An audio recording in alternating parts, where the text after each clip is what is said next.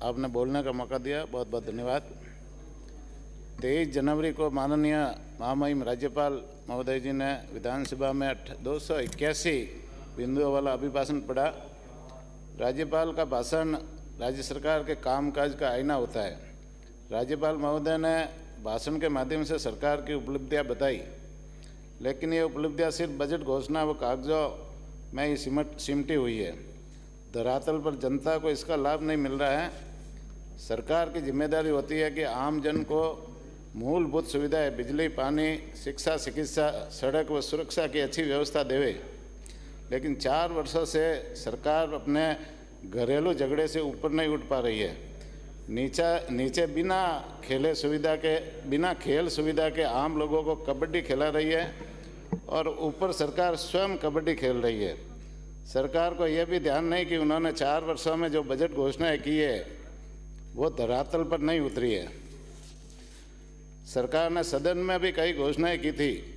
विकास पथ बनाने की घोषणा की थी, मिनी विकास पथ बनाने की घोषणाएं की थी, पंचायत समिति स्तर पर नंदीशालाएँ बनाने की घोषणा की थी, प्रत्येक पंचायत हेडक्वार्टर पशु चिकित्सा उपकेंद्र खोलने की घोषणा की थी, जनता क्लिनिक खोलने की घोषणाएं की थी, किसानों का संपूर्ण कर्जा माफ़ करने की घोषणाएं की थी, बेरोजगारों को भत्ता देने की घोषणाएं की थी।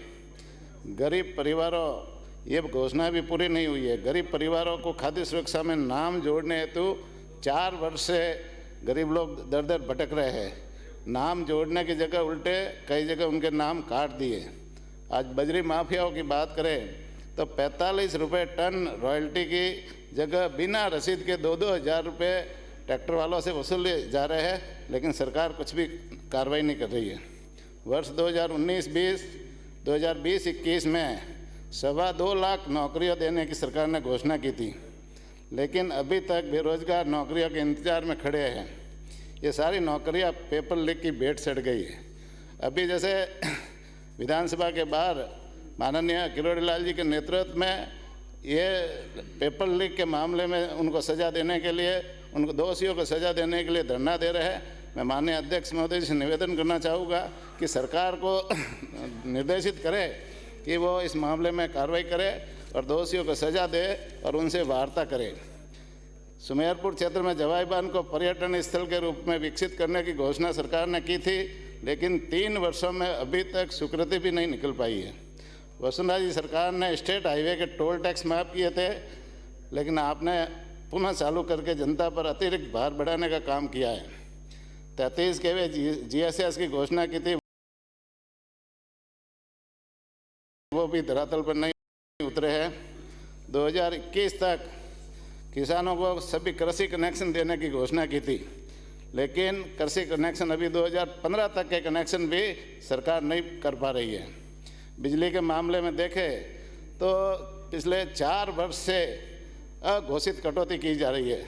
कब बिजली आती ही नहीं, लोगों को मालूम नहीं पड़ता कि कब बिजली आएगी और कब बिजली जाएगी। किसानों के कनेक्शन करने के मामले में ट्रांसफार्मर, पोल, तार, केबल और मीटर, ये जो आवश्यक चीज़ें होती है, ये भी पर्याप्त मात्रा में सामान उपलब्ध नहीं होता, जिससे किसानों के कृषि कनेक्शन 1.5 से 2 साल डिमांड बढ़ने के बाद भी कनेक्शन नहीं हो रहे। आज पानी की बात करें तो पिछले साल अकाल था, लेकिन इस बार पर्याप्त बरसात हुआ, जवाई बांध में भी पर्याप्त मात्रा में पानी आया, लेकिन क्षेत्र में 2 दिन से लगाकर 10-10 दिन तक पानी नहीं आता, जबकि प्रतिदिन पानी देना चाहिए, लेकिन सरकार इस मामले में पर्याप्त पानी होते हुए भी पानी नहीं दे रही है। शिक्षा की बात करें तो राजस्थान की स्कूलों में 40% अध्यापकों के पद रिक्त है और अध्ययन करने के लिए जो बच्चे सरकारी स्कूलों में जाते हैं, उनको वहाँ अध्यापकों की कमी के कारण प्राइवेट स्कूलों में जाकर के अध्ययन करना पड़ता है। आज मेरे सुमेरपुर विधानसभा क्षेत्र की बात करें तो 137 विद्यालयों में लगभग 650 अध्यापकों के रिक्त पद है। तकतगढ़ में कन्या महाविद्यालय पिछले साल खोल दिया, लेकिन सभी के सभी पद रिक्त पड़े हैं और स्कूलों में वो कन्याएं जाकर के आती है, लेकिन उनको पढ़ाई कराने वाला कोई नहीं है। राजकीय महाविद्यालय सुमेरपुर में शैक्षणिक व्यवस्था के आधे पद रिक्त है, गैर शैक्षणिक के सारे पद रिक्त पड़े हैं 5 वर्ष पूर्व राजकीय महाविद्यालय के भवन हेतु फर्स्ट फेज की स्वीकृति हुई थी, लेकिन अभी तक राजकीय महाविद्यालय का भवन का काम 5 वर्ष बीत जाने के बाद में सभापति महोदय जी पूरा नहीं हुआ है। मैं सरकार से आपके मार्फत मांग करूंगा कि वो जो भवन का काम चल रहा है उसे शीघ्र पूरा किया जाए और सेकेंड फेज हेतु बजट आवंटित किया जाए, जिससे महाविद्यालय का काम पूर्ण हो सके और महाविद्यालय को नई बिल्डिंग में संचालन के लिए स्थापित किया जा सके।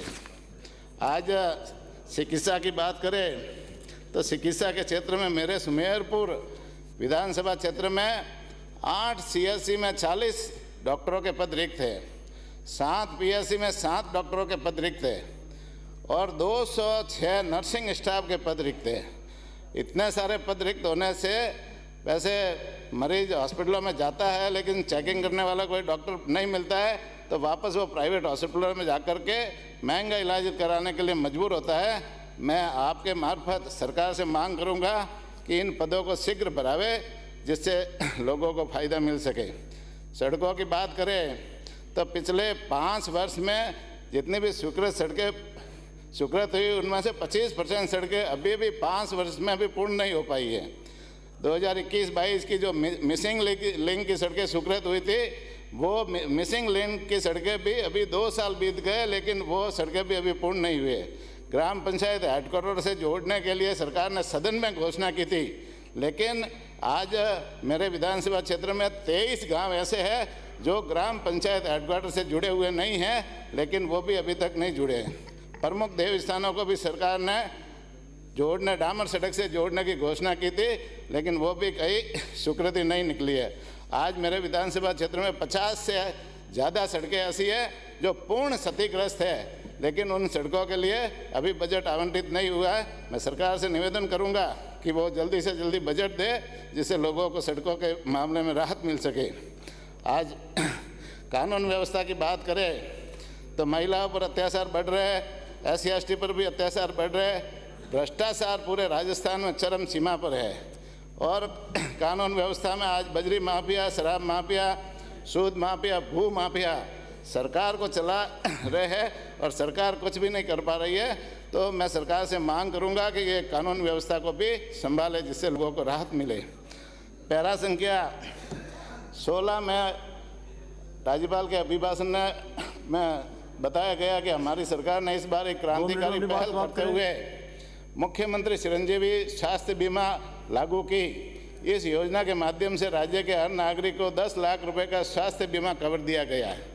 सभापति महोदय जी, भाजपा सरकार की भामाशाह योजना में 3 लाख के इलाज का प्रावधान था और केंद्र सरकार ने आयुष्मान योजना लागू की, जिसमें पूरे भारत में अनुबंधित प्राइवेट हॉस्पिटलों में 5 लाख का इलाज निःशुल्क का प्रावधान है।